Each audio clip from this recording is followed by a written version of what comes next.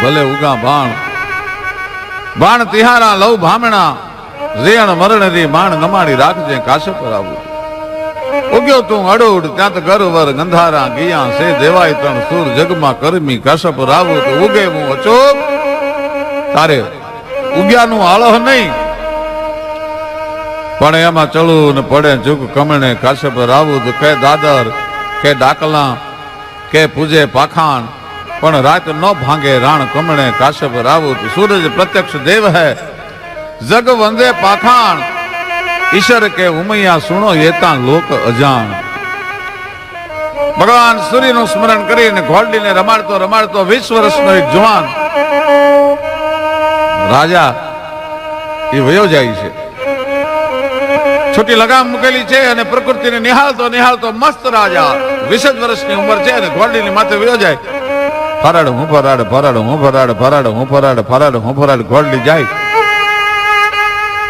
હાકળ વાંબ મોકલી છોટી કલમ સારખી રોઈ કનોટી કુકડના જેવી કંધરોટી અને માણેક લટ મોઢાથી મોટી એવી ઘોડીને રમાડતો રમાડતો રમાડતો જવાન વયો જાય.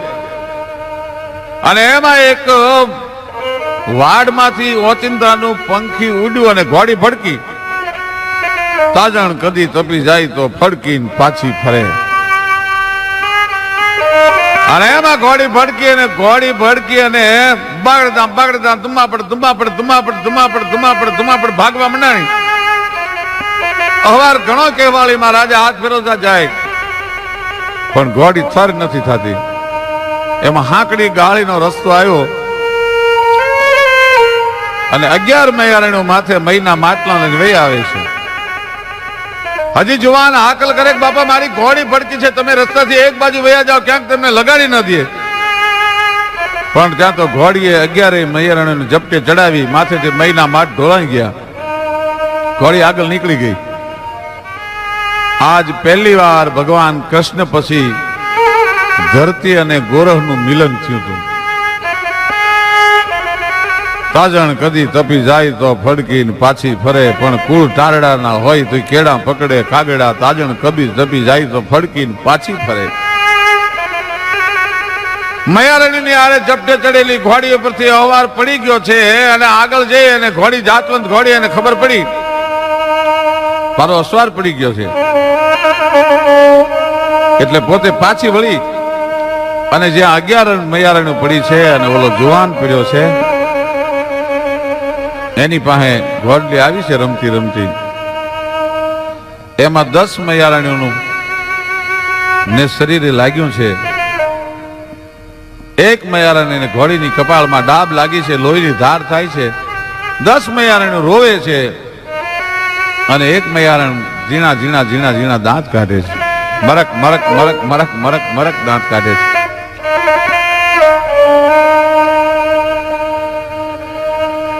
જુવાને પૂછ્યું કે બેનું તમારા મહિના માટ ઢોળાઈ ગયા, તમને વાગ્યું? આ 10 મૈયારણીઓ રોવે છે અને બેન તું એક શું કામ નથી રોતી? તું શું કામ દાંત કાઢે? તું શેનું હસસ? દરબાર તમે તમારા રસ્તે પડો. આ દુનિયામાં કોઈ કોઈના દુઃખનો ભાગીદાર થયું નથી. હું તો મારા ભાગ ઉપર દાંત કાઢું છું. હું તો મારા ભાગને હહું છું. મારી વાતડીઓ હેમાળો જો સાંભળે તો હેમાળો ઓગળીને હાલે, વાતડીએ રેમણ ડોલે.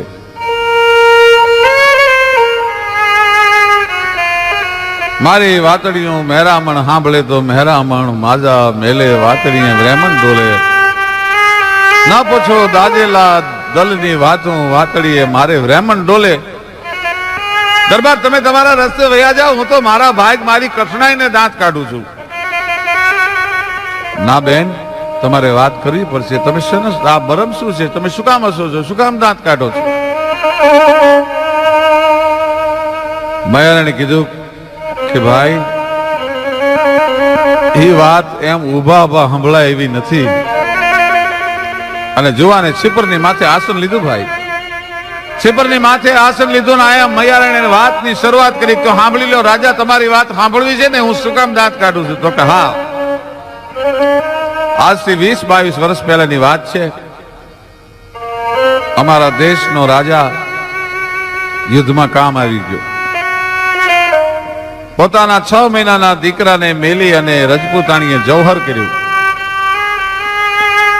એકલો બાળ રાજા બની ગયો. પછી ભાયાતુએ એ દીકરાને ઉજેરવા માંડ્યો, પણ સંસારની જેટલી નબળાઈઓ હોય એ ઠાહી ઠાહી રૂવાડે રૂવાડે ભરી દીધી ભાઈને. દુહો એમ કે છે, નહીં પતિ निर्बल पति पति बालक पति नार इस लोक क्या क्या कहूं पण सुरपुर होत उजार. જ્યાં એટલા જણાના શાસન હાલતા હોય આ લોકની તો શું વાત કરવી, પણ સ્વર્ગ જેવો સ્વર્ગ ઉજ્જળ બની જાય.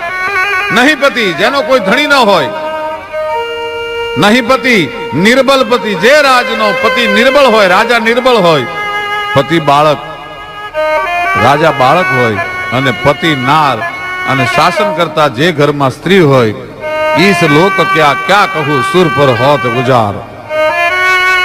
આ લોકની વાત શું કરી, સ્વર્ગ જેવું સ્વર્ગ ઉજળ થઈ જાય. અને પછી જુવાન બન્યો, પછી તો એટલો બધો વિકારી બની ગયેલો કે ગામની કોઈ હારી રૂપાળી બેન દીકરીની સામે નીકળી ન શકતી. ગામના માણસો વતનને છોડી છોડીને બીજે જવા મંડાણા. એમાં એક દી એક ધોબીની બાઈ પાણી ભરીને આવતી માણસો, અને રાજાનો કુંવર જે 20 વર્ષનો થયો હતો, સમાજે જેને તમામ નબળાઈઓ સંસારની ઠાહી ઠાહી રૂવાડે ભરી હતી, એ ઘોડલી ખેલતો નીકળ્યો ના ધોબણના રૂપની સામે નજર કરી.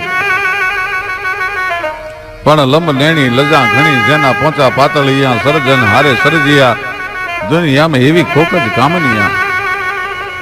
કેવી બાઈ રૂપાળી હતી.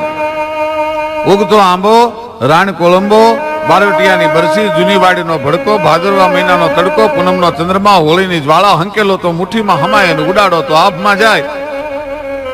ઉગમણા વાવ આય તો આથમણી નમે, આથમણા વાવ આય તો ઉગમણી નમે, ચારે દશોના વાવ આય ભાંગીને ભૂકો થઈ જાય એવી થોડી થોડી માટીમાંથી પરમાત્માએ 3.5 દીની નવરા લઈ અને એક મીણની પૂતળી બનાવી લઈને એમાં પ્રાણ પૂરી દીધેલો. તાઠી મૃગલીના જેવા નેણ, ભૂખી સિંહણના જેવો કડનો લાખ,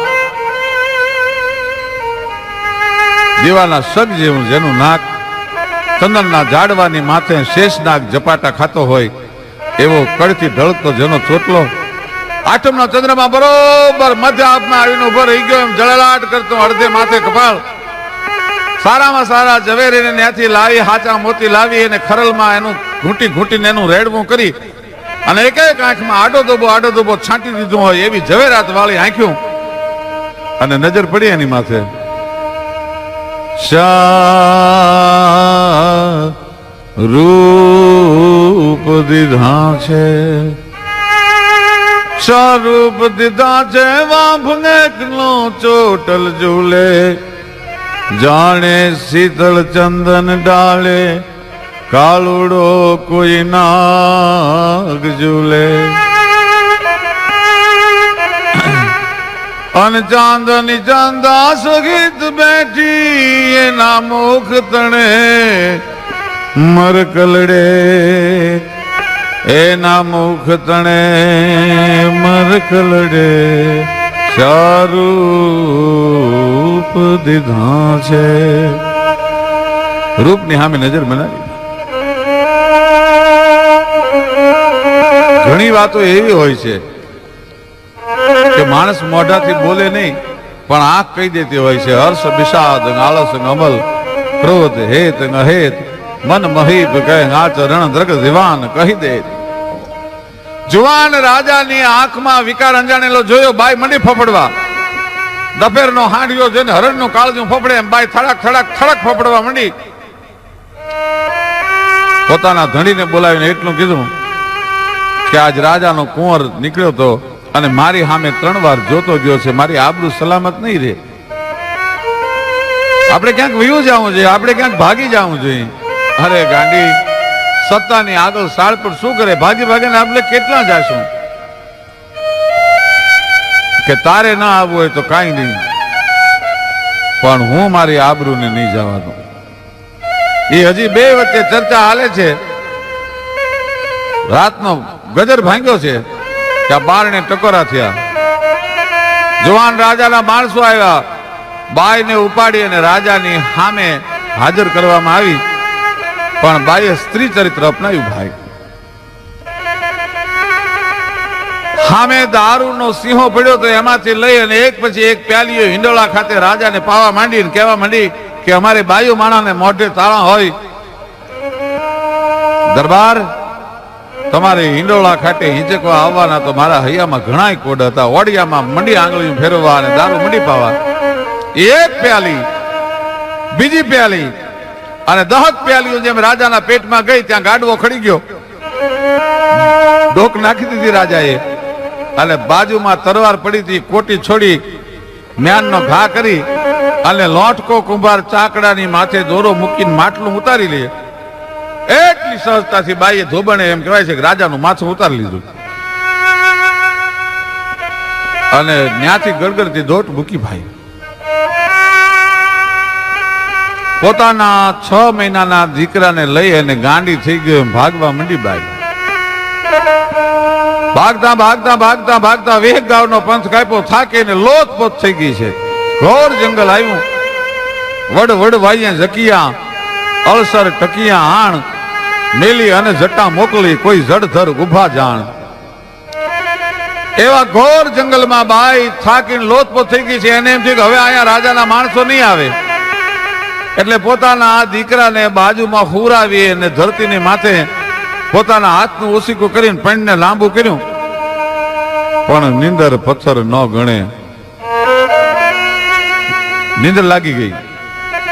એમાં પરોડીએ નીકળેલો હાવજ સિંહ છે એ બાળકને ઉપાડી અને વિયો ગયો. બાઈ આમ જ્યાં જોયું તો પોતાના દીકરાને લઈને હાવજ જાય છે. બાઈએ ઘણા હાકલા પડકારા કર્યા પણ દીકરાને મૂક્યો નહીં, હાવજ ભાગીને વયો ગયો. ત્યાંથી બાઈ ગાંડી થઈ ગઈ. પરોડીએ નીકળેલો હાવજ એ શિકારને ઘાયલ કરે, પણ જ્યાં સુધી સૂર્યનો ઉદય ન થાય ત્યાં સુધી શિકારને મારે નહીં. એટલે દીકરાને વચ્ચે મૂકીને હાવજ ફરતા આંટા મારે છે અને એમાં વણજારેની પોઠું નીકળીને લાખા વણજારાએ આ દ્રશ્ય જોયું. હાકલા પડકારા કરી અને હાવજને ભગાડ્યો અને ક્યાંક ક્યાંક દાઢું બેહારી હતી. દીકરાને લઈ અને પોતાની કરોડોની સંપત્તિનો માલિક કોઈ નહોતો એ દીકરાને ગુજરવા માંડ્યો વણજારો. બાઈ પોતાના શિયાળને બચાવવા માટે થઈ અને રાજાને મારી અને જંગલમાં આવી. ત્યાંથી દીકરાને હાવજ લઈ ગયો. બાઈ ગાંડી થઈ ગયેલી. એમાં ભાગતા ભાગતા ભાગતા ભાગતા એક માણસની નજર આ બાઈ ઉપર પડી. બાઈ સાવ ગાંડી છે. એ બાઈને પકડી લીધી અને ગામમાં લાવી, શહેરમાં લાવી અને એક વેશ્યાલયમાં એક નાયિકાના ઘરે બાઈને વેચી દીધી. વિચાર કરજો, માણસનું ભાવિ એ માણસને કેવી રીતે ભરમાવતું હોય છે. પોતાના ચારિત્રને, કેરેક્ટરને, પોતાના શિયાળને બચાવવા માટે થઈ અને રાજાને માર્યો, પોતાના દીકરાને હાવજ લઈ ગયો. એ જ બાઈ આજ ગણિકાના ઘરે વેચાણી. બાઈને ભાન આવ્યું ત્યારે બહુ મોડું થઈ ગયું હતું. એ વાતની માથેથી 20 વર્ષ નીકળી ગયા. પણ એ ગણિકાના માલિકને બોલાવી અને બાઈએ એક શરત રાખી હતી કે તારે ને વેચાણી છું, તું કે કામ મારે કરવું જોઈએ, પણ મારી એક શરત મંજૂર રાખો. શું? કે મારા ઢોલીએ એ જ માણસ પગ મૂકી શકે જે 1 લાખને 1 ગણી દેનારો આવે એ જમાનામાં. ભલે શરત મંજૂર થઈ.